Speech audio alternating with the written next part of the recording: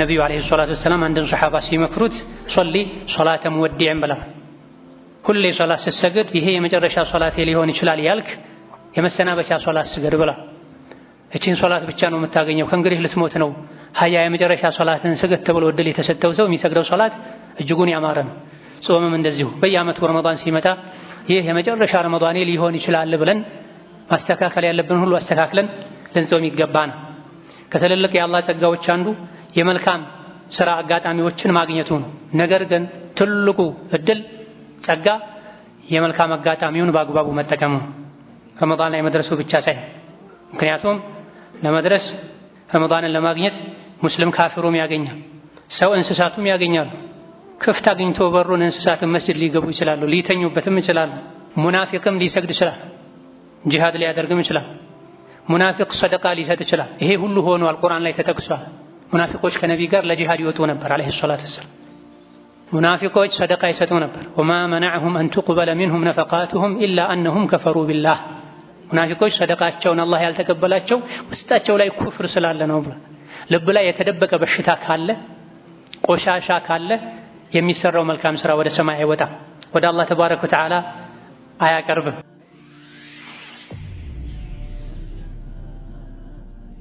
ወለዚነ ጃሀዱ ፊና ለነህዲየነሁም ሱቡለና ወኢነ አላህ ለመዐል ሙሕሲኒን ተብሏል። የአላህን መንገድ ይዞ የአላህን ውዴታና ደስታ ለማግኘት ብሎ የሚታገል ሰው የሚለፋ ሰው ያሰበውን መንገድ እንመራዋለን ብሏል። ረመዳን የጀሃነም በሮች የሚዘጋጉበት፣ የጀነት በሮች የሚከፋፈቱበት፣ አመፀኛ ሸይጣኖች የሚታሰሩበት ወር ነው። ይሄ ምንድነው የሚያመላክተው? የኸይር አጋጣሚዎች ሰፊ እንደሆኑ፣ ለሰው ልጅን እንቅፋት ሆኖ ኸይር እንዳይሰራ በረመዳን ውስጥ የሚያደርገው ነገር ካለም የውስጥ እንቅፋቶች ናቸው። የልብ መቁሸሽ ነው፣ የልብ መታወር ነው። ስለዚህም እያንዳንዱ የአላህን ምህረት ጀነትን የሚፈልግ የሚናፍቅ በሙሉ ወደ ልቡ ዞር ሊል ከውጫዊ አካል ትኩረት ይልቅ ለልብ ትኩረት ሊሰጥ ይገባዋል። የአላህ ባሪያ ሆይ ረመዳን ውስጥን ማጽጃ ወር ነው። ከምንም በላይ ከአላህ ጋር ያለንን ግንኙነት ማደሻ ማስተካከያ ነው። ወደ ንጹህ ተፈጥሮ መመለሻ ነው። ዓመታዊ የእድሳት ጊዜ ነው። ኢማናችንን ሱና መከተላችንን ከሙስሊም ወንድም እህቶች ጋር በሰላም በክብር መኗኗርን የምናድስበት ወር ነው። ጾም አላህ ያየኛል የሚል ልማድን እንድናዳበርም የሚያግዝ ዒባዳ ነው። የሰው ልጅ ምግቡን፣ መጠጡን፣ የተቃራኒ ጾታ ፍላጎቱን የሚተወው በአንደኛ ደረጃ አላህ ያየኛል ብሎ ነው። ማንም እንኳ ባያየው አንድ ሰው ተደብቆ ቢጠጣ ተደብቆ ቢበላ የሚያየው የለም፣ አላህ ያየኛል ስለሚል። ይህ ደግሞ ዓመቱን ሙሉ እድሜ ልካችንን የኢኽላስ ትምህርት ሊሰጠን ይገባል። ليس من يقطع طرقا بطلا إنما من إن الحمد لله نحمده ونستعينه ونستغفره ونعوذ بالله من شرور أنفسنا ومن سيئات أعمالنا من يهده الله فلا مضل له ومن يضلل فلا هادي له وأشهد أن لا إله إلا الله وحده لا شريك له وأشهد أن محمدا عبده ورسوله يا أيها الناس اتقوا ربكم الذي خلقكم من نفس واحدة وخلق منها زوجها وبث منهما رجالا كثيرا ونساء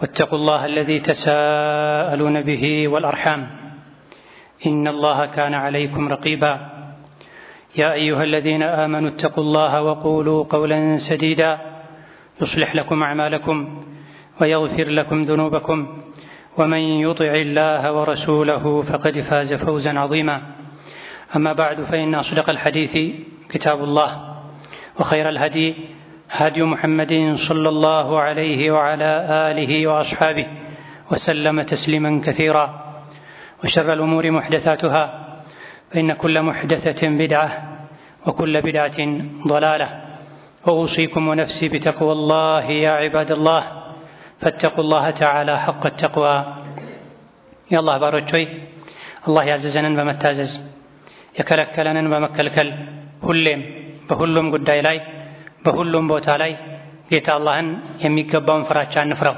ለአኺራችን ስንቅ እንያዝ።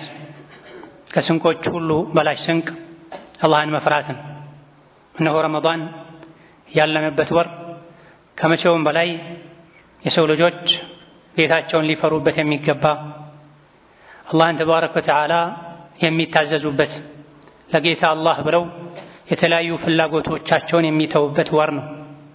የረመዳንን ወር የወራቶች ሁሉ አለቃ የሆነውን ወር እንደ ተራ ዝም ብሎ የሚያልፍ ወር አድርገን ልንቆጥረው አይገባም። ይልቅ ሁኔታችንን የምናሻሽልበት፣ ከአላህ ጋር የምንታረቅበት፣ ዓመቱን ሙሉ የደከመ ኢማናችንን የምናድስበት አጋጣሚ ልናደርገው ይገባናል። ረመዳን ከምግብና ከመጠጥ ብቻ የሚጾምበት ወርም አይደለም። ይልቅ ልባችን፣ አካላችን አላህ ከሚጠላው ነገር በሙሉ የሚጾምበት ወር መሆን አለበት። ትልቁ ጉዳይም ይህ ነው።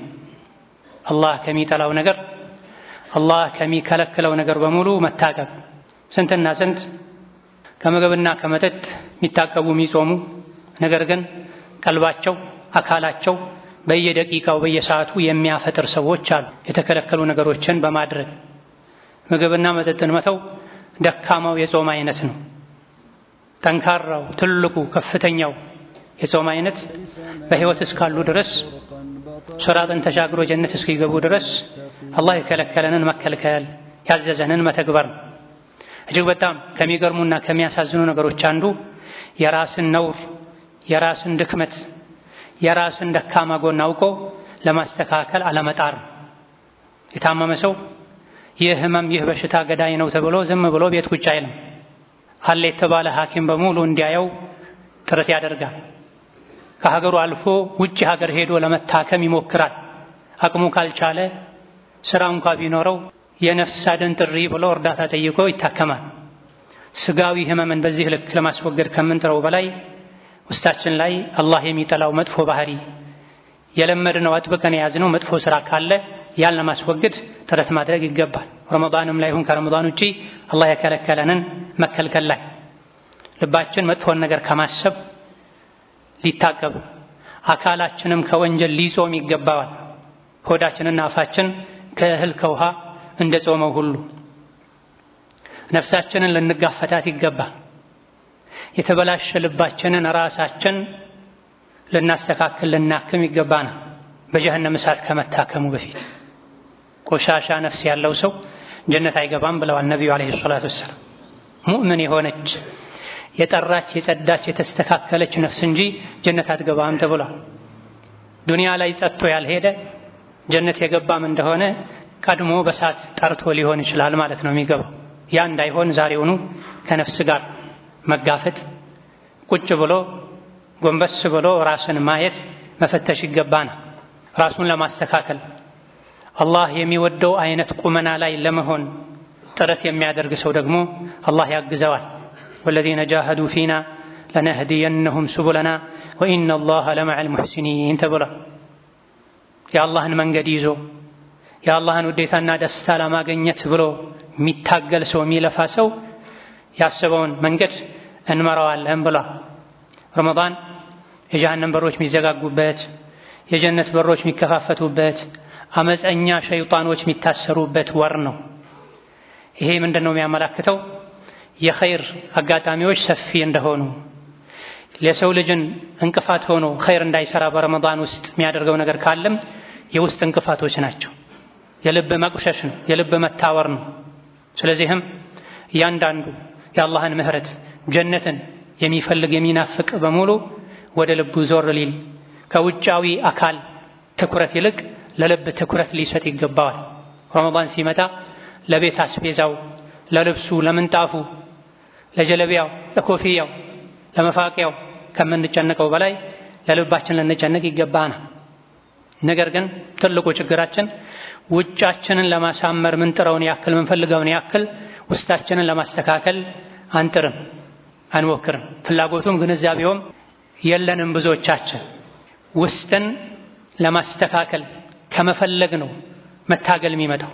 ውስጡን ለማስተካከል ውስጡንም ውጩንም አላህ የሚወደው አይነት ሁኔታ ላይ ለማድረግ ፍላጎት የሌለው ሰው ነፍስያውን አይታገላትም።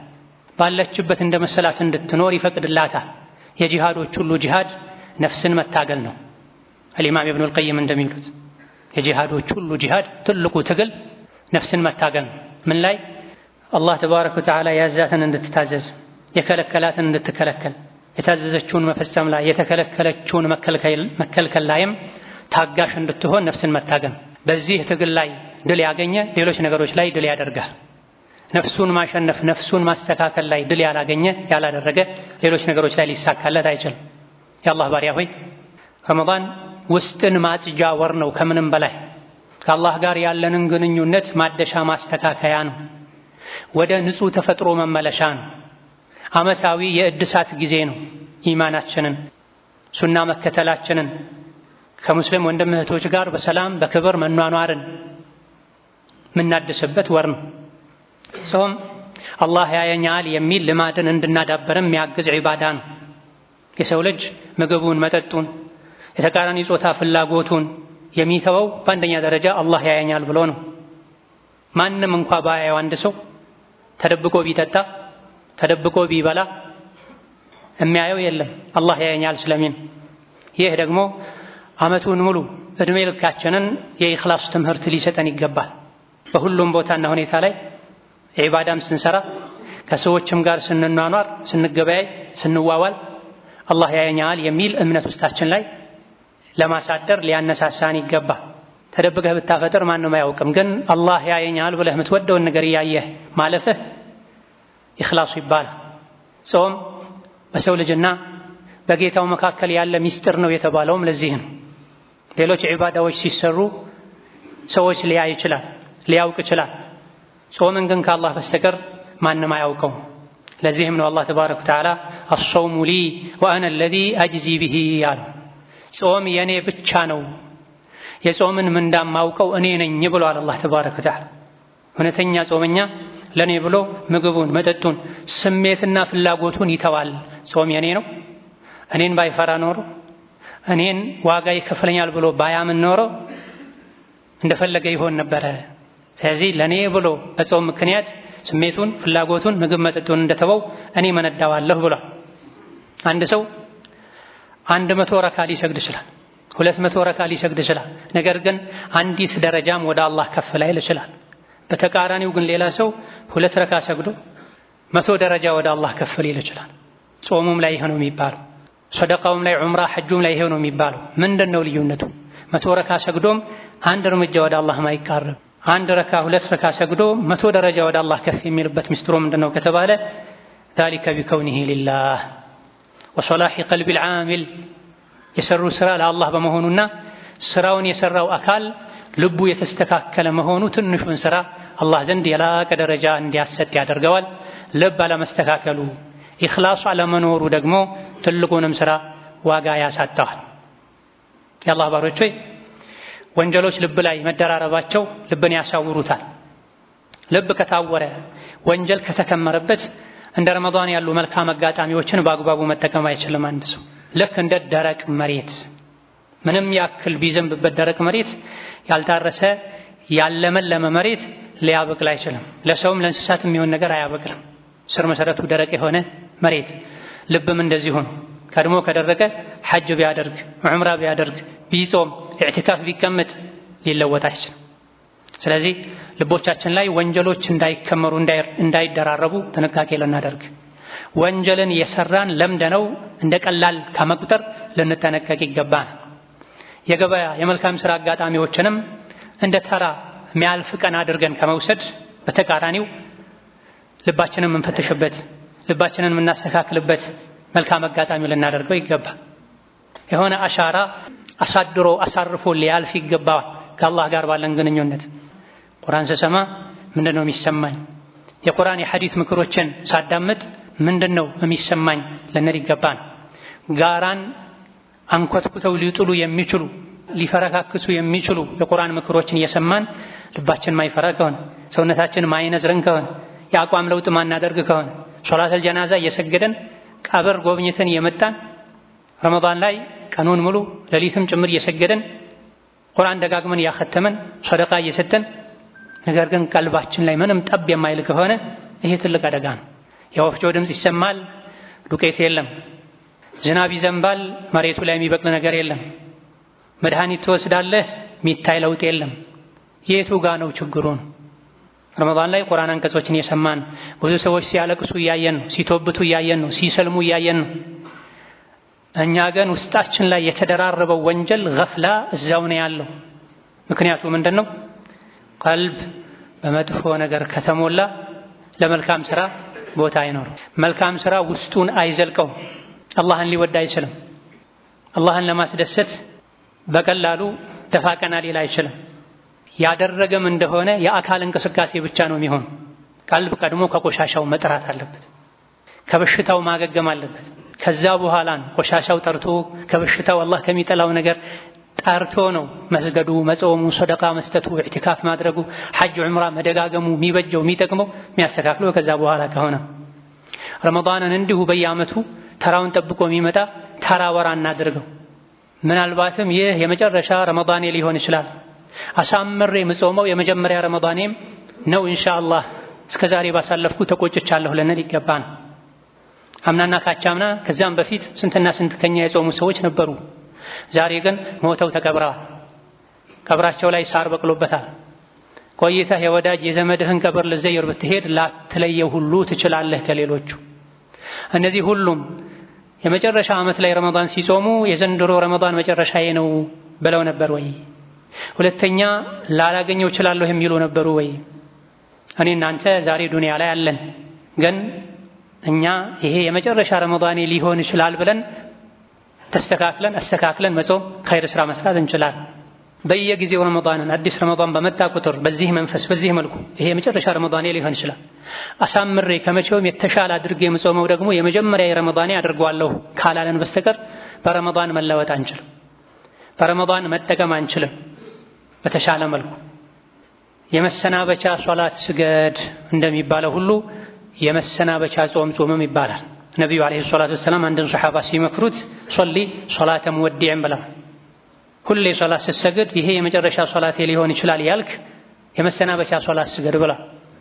እቺን ሶላት ብቻ ነው የምታገኘው፣ ከእንግዲህ ልትሞት ነው።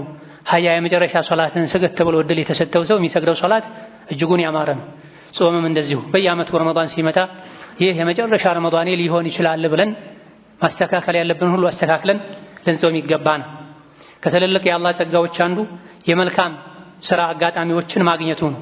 ነገር ግን ትልቁ እድል ጸጋ የመልካም አጋጣሚውን በአግባቡ መጠቀሙ ረመዳን ላይ መድረሱ ብቻ ሳይሆን፣ ምክንያቱም ለመድረስ ረመዳንን ለማግኘት ሙስሊም ካፊሩም ያገኛል፣ ሰው እንስሳቱም ያገኛሉ። ክፍት አግኝቶ በሩን እንስሳትን መስጂድ ሊገቡ ይችላሉ፣ ሊተኙበትም ይችላሉ። ሙናፊቅም ሊሰግድ ይችላል፣ ጂሃድ ሊያደርግም ይችላል። ሙናፊቅ ሰደቃ ሊሰጥ ይችላል። ይሄ ሁሉ ሆኗል፣ ቁርአን ላይ ተጠቅሷል። ሙናፊቆች ከነቢ ጋር ለጂሃድ ይወጡ ነበር አለይሂ ሰላቱ ወሰላም። ሙናፊቆች ሰደቃ ይሰጡ ነበር። ወማ መነዐሁም አን ቱቅበለ ሚንሁም ነፈቃቱሁም ኢላ አነሁም ከፈሩ ቢላህ።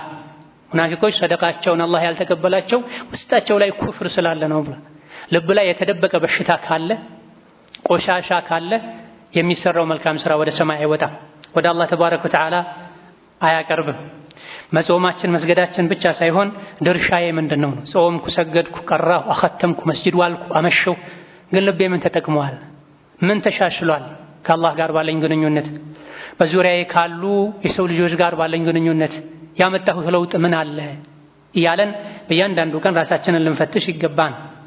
ጾማችን ወደ አላህ ካቃረበን የሚፈለገው ይሄ።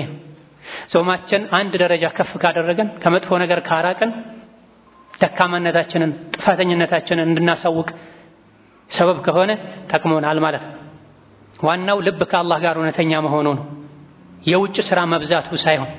ልብ ከመታመሙ ጋር፣ ልብ ከመድረቁ ጋር፣ በሽተኛ ከመሆኑ ጋር አካላት በስራ መዛላቸው ዋጋ የለም።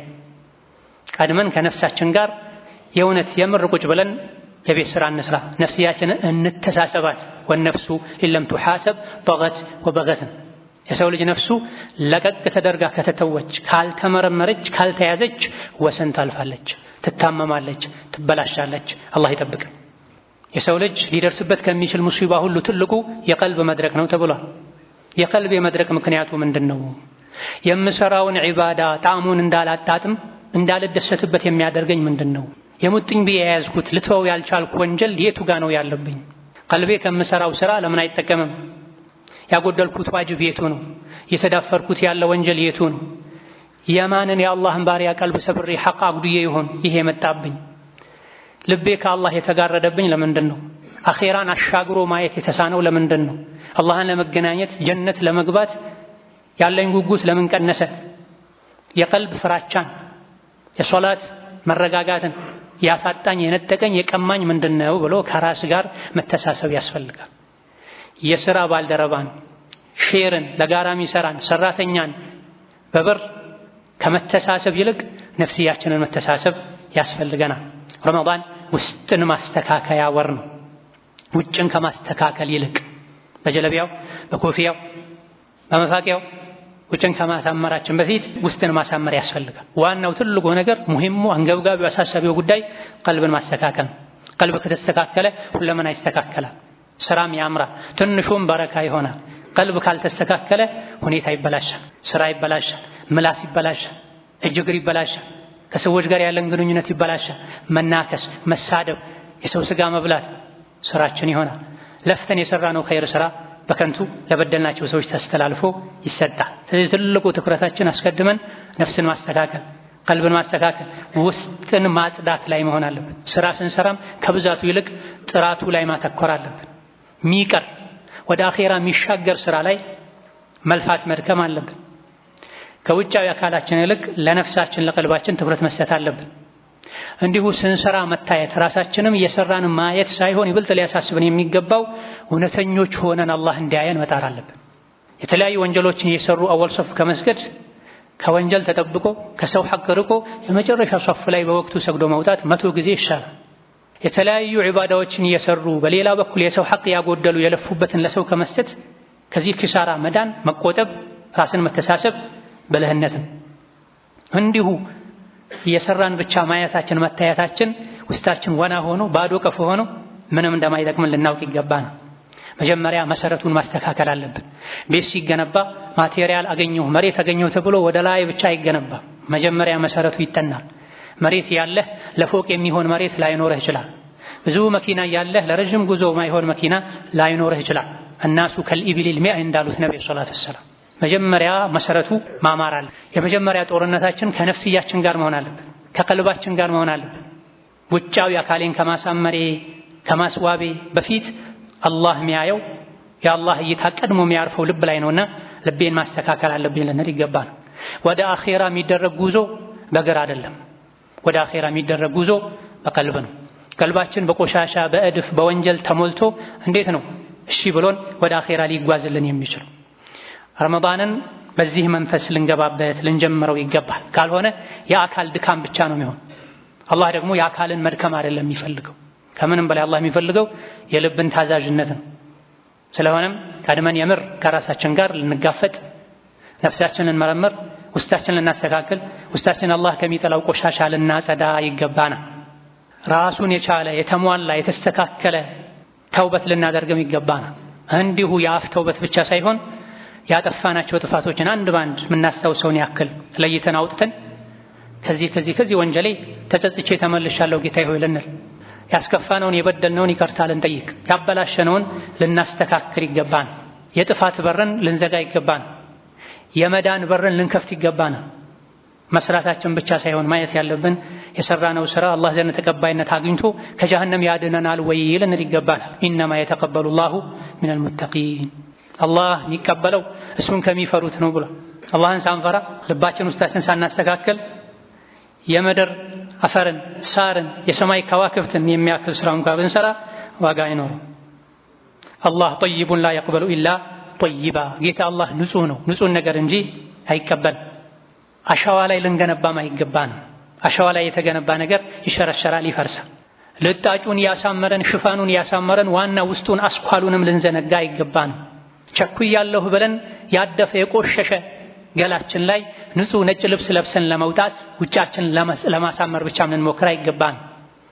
ውስጥ ቆሾ ገላ ቆሾ ጠረኑ ተቀይሮ ይሄን ለመሸፈን ልብስ ቢደራረቡበት የቆዩ ሲሄዱ ከውስጥ የታመቀው ይወጣል።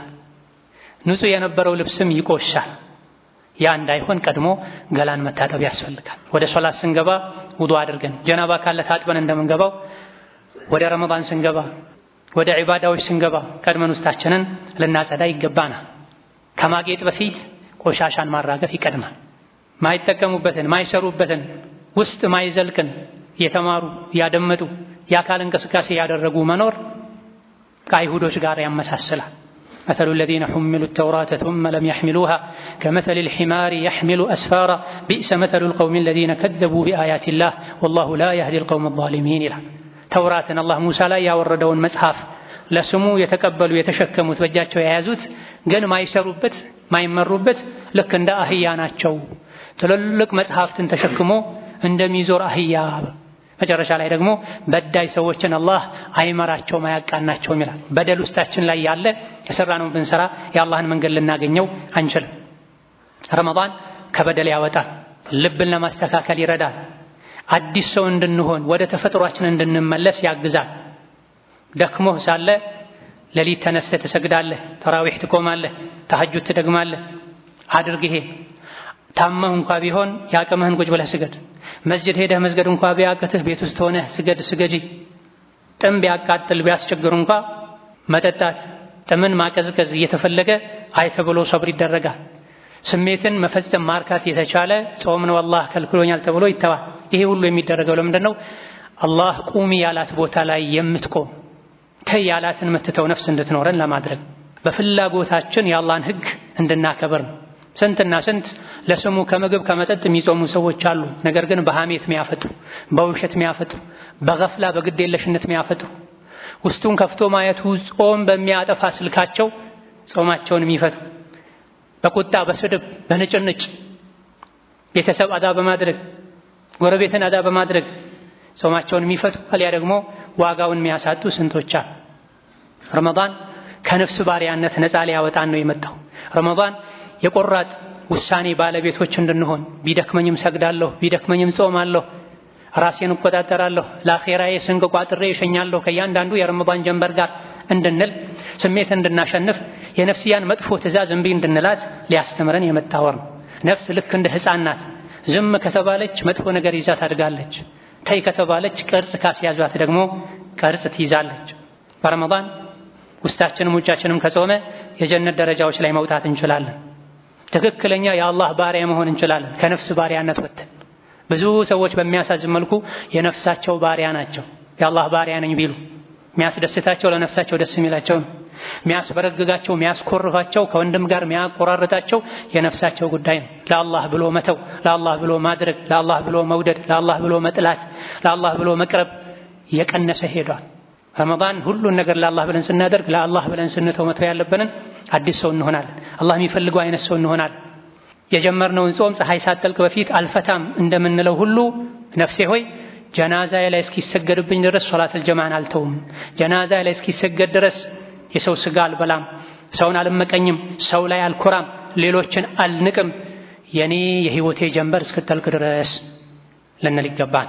በዚህ መልኩ ረመዳንን ልንጾመው፣ በዚህ መልኩ ረመዳንን በጉጉት ልንጠብቀው፣ በዚህ መልኩ እንዲህ አይነት ትልልቅ ዓላማዎችን አሳክተን እንጂ ረመዳንን አልሸኝም ልንል ይገባናል። أقول قولي هذا وأستغفر الله لي ولكم ولسائر المسلمين من كل ذنب وخطيئة فاستغفروه إنه هو الغفور الرحيم والبر الكريم. الحمد لله على إحسانه والشكر له على توفيقه وامتنانه وأشهد أن لا إله إلا الله وحده لا شريك له تعظيما لشانه وأشهد أن محمدا عبده ورسوله الداعي إلى رضوانه صلى الله عليه وعلى آله وأصحابه وإخوانه وسلم تسليما كثيرا. أما بعد رمضانا بقوقت ስንጠብቅ ቆይተን አንድ ብለን ይዘነው እነሆ ዛሬ 1/3ኛውን እየሸኘን እንገኛለን። ከመቼው ረመዳን ገባ፣ ከመቼው የመጀመሪያው ሳምንት አለቀ፣ ከመቼው የመጀመሪያው 1/10ኛን ሸኘነው። ቆም ብለን ራሳችንን እንጠይቅ። ባለፉት 10 ቀናት ምን ሰራን? ምን አተረፈን? ቀልባችን ሐሉ እንዴት ነው? ሁኔታው እንዴት ነው? ወይስ አካል ብቻ ነው እየደከመ ያለው? 10 ቀናት ምንም ልብ ሳንለው እንደሄዱት ሁሉ የተወሰኑ ሌሊቶችን ተኝተን ስንነሳ ረመዳን 20 አልቆ 10 ለዋኺር ገባ ይባላል። ምንም ሳናስተውለው 27ኛው ሌሊት ትሸኛለች። ዒድ ነገ ነው ይባላል ብዙም ሳይቆይ። ከዚህ ሁሉ ምንድነው ያተረፈን? ከኛ ምን ተቀየረ? ከባህሪያችን ምን ቀየረ? ከዒባዳችን ምን አሻሻለ? ትርፋችን ምንድነው?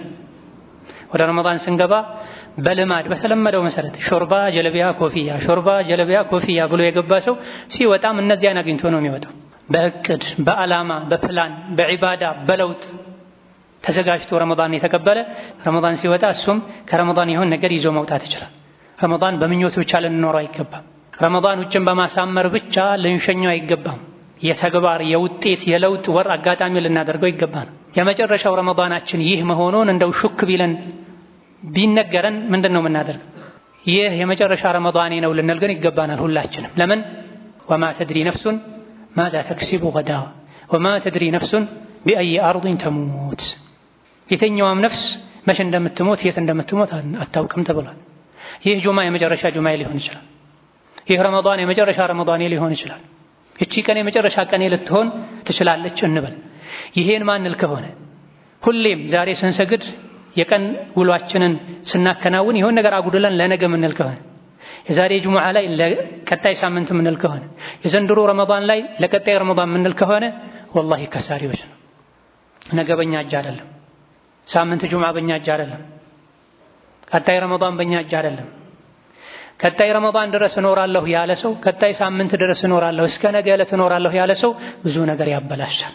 ወመን አጣለ الامل اساء العمل ተብሎ ምኞትን ያረዘመ ስራ ያበላሻል ተብሎ ዛሬ መተው ያለበትን መጥፎ ስራ ለነገ ያሸጋግረዋል።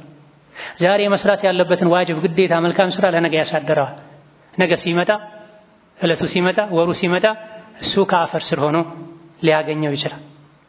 ትልቁ ኪሳራ ረመዳን ምንም ሳይለውጠን ሳያሻሽለን ወደ ላይ አንድ እርምጃ ከፍ ሳንል መውጣቱን። ለዚህ ነው ነብዩ አለይሂ ሰላቱ ወሰላም ረጊማ አንፉ ምርኢን አድረከ ረመዳን ወንሰለኸ ወለም ይግፈር ለሁ ያሉት። ተዋረደ ከሰረ ማ ረመዳንን አግኝቶ የአላህን ምህረት ሳያገኝ ረመዳን ትቶት የሄደ ሰው አሉ ነብዩ ሰለላሁ ዐለይሂ ወሰለም። ይሄ እያንዳንዳችን ቆም ብለን ራሳችንን እንድንፈትሽ የሚያደርግ የእውነተኛው ነብይ ንግግር ነው። ረመዳንን አግኝቶ ረመዳን ውስጥ ላይ ብዙ በረከቶችን ኸይር ስራዎችን ይዞ መጥቶ ምንም ሳይለውጥ ከአላህ ሳይታረቅ የአላህን ቁጣ የሚያመጡበት ነገሮችን ሳያስወግድ የጥፋት በርን ዘግቶ የመዳን በርን ሳይከፍት አዲስ ሰው ሳይሆን ረመዳን የወጣበት ሰው ተዋረደ ከሰረ ብለዋል ነብዩ አለይሂ ሰላቱ ወሰላም። ከአላህ ጋር እውነተኞችን ነው። ራሳችን አናታለን አናስመስል። ይሄ ረመዳን እስከዛሬ ከጾምኩት ረመዳን የተለየ ነው ኢንሻአላህ ብለን የለውጥ ወር ጀምር እናድርገው። እኛ ውስጣችን ካልለወጠን ለውጥ በራሱ ጊዜ መጥቶ ሊለውጠን አይችልም። ኢነላህ ላ ዩገይሩ ማ ቢቀውሚን ሐታ ዩገይሩ ማ ቢአንፉሲሂም ወኢዛ አራደ አላሁ ቢቀውሚን ሱአን ፈላ መረደ ለህ ወማ ለሁም ሚን ዱኒሂ ሚን ዋል ተብሏል። ጥሩ ሁኔታ ላይ የነበሩ ሰዎች ሁኔታቸው ወደ መጥፎ አይቀየርም ቀድመው እነሱ ተቀይረው ቢሆን እንጂ። የነበረንን ኒዕማ ጸጋ አላህን የሚያሳጣን የሆነ ነገር አድርገን አጥፍተን መጥፎ ሁኔታ ላይ ያለ ሰውም ከዛ መጥፎ ነገር መውጣት ከፈለገ ቀድሞ መጥፎን ነገር ከራሱ ማስወገድ አለበት። ጠላታችንን ከምንታገለው በላይ ነፍስያችንን እንታገላት። ረመዳን የትግልም ወር ነው። የራበን ቀኑን ሙሉ እየጠማን ችለን ውላለን። ማታ እየደከመን መተኛት ማረፍ ያስፈልገን እንዘግዳለን። ትግሉ የአካል ብቻ አይሁን ነው። ያ አብደላህ ወያ አመተላህ የነፍስ ትግል ይሁን፣ የቀልብ ትግል ይሁን። ረመዳን ማናችንም ቆሞ አይጠብቀን፣ እየበረረ ነው፣ እየሮጠ ነው። መልካም አጋጣሚዎች ሁሌም በፍጥነት ነው የሚያልፉት። ረመዳን ላይ ያስቀመጥንበትን ነገር ነው ይዞ የሚሄደው። ነገ አኺራ ላይ እናገኘዋለን። ሰዎች ሲሰግዱ ተኝተሃል እንባላለን። ሰዎች እየቀሩ የሰው ስጋ በልተሃል እንባላለን። ሰዎች እጃቸው ቁርአን ላይ ሆኖ አንተ እጅህ ከስልክ አልተላቀቀም እንባላለን። ረመዳን ምስክር ነው። ምን እንደሰራንበት በምን መልኩ እንደተቀበልነው በምን መልኩ እንዳስተናገድነው ነገ ይመሰክራል። ከትልልቅ በሽታዎች የቀልብ በሽታዎች አንዱ ገፍላን ግዴለሽ ነው፣ መዘናጋት፣ ኩራት ነው፣ ሪያ ነው፣ ይሁልኝ ስሙልኝ ማለት ነው፣ ዱንያን መውደድ ነው። ረመዳን እነዚህ ሁሉ በሽታዎችን ያክማል። ያ አብደላህ ከታከመን እኛ ከፈለግነው ከትልልቅ ገዳይ በሽታዎች አንዱ ገፍላን። ቀን መጾማችን፣ ቁርአን መቅራታችን፣ ማታ መስገዳችን ገፍላን ያስወግድልናል። ትልቁ ሌላው የቀልብ በሽታ ኩራት ነው። ኩራትን መራብ መጠማት ይቀንሰዋል። ጥጋብ እንደፈለገ እንዲናገር የሚያደርገውን ሰው ሲጾም ሲራብ ሲደክመው ቀዝቀዝ ይላል። ጾም ሚስጥር ነው ብለናል በሰው ልጅና በጌታው መሃል። ሪያን እዩልኝ ስሙልኝ ማለትን ደግሞ ይህ የጾም ምስጢራዊነት ያስወግድልናል። ሌላው ዱንያን መውደድ ነው ትልቁ በሽታ። ረመዳን ላይ የብዙ ሰው እጁ ይዘረጋል። ረመዳን ላይ መስጠትን በመልመዳችን የስስታምነት በሽታንም ረመዳን ያስወግድልናል። ስለዚህ ረመዳን በአግባቡ ከጾምነው ሐኪም ቤት ነው ማለት ነው። ትምህርት ቤት ነው ማለት ነው። የስልጠና አዳራሽ ነው ማለት ነው። ረመዳን ሁለንተናዊ ሙሉ መሻሻልን መለወጥን ልንለወጥበት የሚገባ ወር ነው። የበደልናቸውን ይቅርታ ልንጠይቅ፣ የዘረፍነውን የቀማነውን የካድነውን ልንመልስ፣ የሰበርናቸው ቀልቦችን ልንጠግን ይቅርታ ልንጠይቅ፣ የቆረጥነውን ዝምድና ልንቀጥል ይገባን እንጂ ግፉንም በደሉንም ዝምድና መቁረጡንም ሐራም መዳፈሩንም እንዳለ ከድነን አስቀምጠነው ሶላት ላይ ተራዊህ ላይ ተሐጁድ ላይ ኢዕቲካፍ ላይ ልንደክማ ይገባን። እስከነ ጀናባ ያለ ውዱእ እንደ መስገድ ማለት ነው። ዝምድና ቆርጦ ሰርቆ ተበድሮ ክዶ ቃል አፍርሶ በምቀኝነት በኩራት በጥላቻ ተሞልቶ ይሄን ሁሉ ቆሻሻ ልብ ላይ ከድኖ አስቀምጦ የአላህን ምህረት መከጀል አካልን በጾም በሶላት ማድከም ወኝነት ነው። ወላጆቹን አስቀይሞ ይጾማል። ከወንድም ከቶቹ ጋር ተቆራርጦ ይጾማል። ከጎረቤቱ ጋር ተኮራርፎ ይጾማል። ሰራተኛውን ደሞዙን ከልክሎ ስሙን አጥፍቶ አድምቶ አቁስሎ ይጾማል። ቂም ይዞ ጸሎት ሳል ይዞ ስርቆት አይታሰብም ይላል የሀገራችን ሰው። ስርቆት ሳልኖረም አይኖርም ኖረም አልኖረም በሸሪዓ መቼም አይታሰብ ቢሆንም እንደው ሌባ ለአመሉ እንኳን ልስረቅ ቢል ሳል ካለበት መስረቅ አይችልም ይላል። ሳሉ ያጋልጠዋል። ያ እንደማይቻለው ሁሉ ቂም ይዞ ውስጥን በጥላቻ በመቀኝነት በኩራት ሞልቶ ዒባዳ አደርጋለሁ እጸድቃለሁ ወደ አላህ እቀርባለሁ ማለት አይቻልም። ቀድሞ ልብ ንጹህ መሆን መቻል አለበት። እውነት የአላህ ባሪያዎች ምንሆን የስሜታችን ባሪያ እንሆን። የሆነች ነገር አጎደለብኝ ያልነውን ሁሉ ቆርጠን አንጥል። አላህ ያከበደውን ዝምድና በስሜታችን ረግጠነው አናልፍም። አላህ አደራ ያለውን መልካም ጉርብትና ለስሜታችን ብለን ንቀናንተው። ለዚህ ነው ብዙዎቻችን የስሜት ባሪያ ነን ያልን። የእውነተኝነት የመታደስ የመለወጥ አንዱ ምልክቱ ግንኙነትን ማሳመር ነው። የበደሉትን መካስን ያበላሹትን ማስተካከል ነው። ነገ ሳይሉ ነገ ሲመጣኛ ዱንያ ላይ ላንኖር እንችላለን። ግፍና በደል ጥፋት ውስጥ ላይ ያለ ወንጀል ውስጥ ላይ ያለ መልካም ስራ መስራት ዒባዳ እንዲከብደን ያደርጋል። መልካም ስራውን ብንሰራውም ጥቅም እንዳይኖረው ያደርጋል። ወደ አኺራ የሚደረግ ጉዞ ኢብኑ ቀይም እንደሚሉት በቀልብ ነው። ቀልብ በወንጀሎች ከታጨቀ በጥላቻ በኩራት በምቀኝነት ከተሞላ የአኺራ ጉዞ ይከብዳል። አካል ብቻ ነው ወደ አኺራ የሚለፋው የሚጓዘው። ልብ እዚህ ቀርቶ በሌላ ነገር ተጠምዶ አካል ብቻ ወደ አኺራ ቢጓዝ ጉዞ ሊሰምር አይችልም። መራቡ መጠማቱ ብቻው አይደለም ውስጥን የሚያስተካክለው የአላህ ባሪያ የሚያደርገው። ለዚህም ነው ነብዩ አለይሂ ሰላቱ ወሰላም ውሸትን ያልተወ በውሸት መመስከር ውሸት መናገርን ያልተወ ምግብ መጠጥ መተው ለአላህ ምኑም አይደለም ያሉት። መጾሙ መራቡ ሳይሆን ውስጣችን ላይ ያሳደረው ተጽዕኖ ነው ሊያስጨንቀን የሚገባው። ረመዳን ከመውጣቱ በፊት ይበልጥ ወደ አላህ ቅርብ ልንሆን አኽላቃችን ከአላህ ጋር ከሰው ልጆች ጋር ልናሳምር ይገባን። ረመዳን አንድ ደረጃ ከፍ ሊያደርገን ይገባል። ባንዴ ጀመረን ባንዴ ሙሉ ሰው ላንሆን እንችላለን።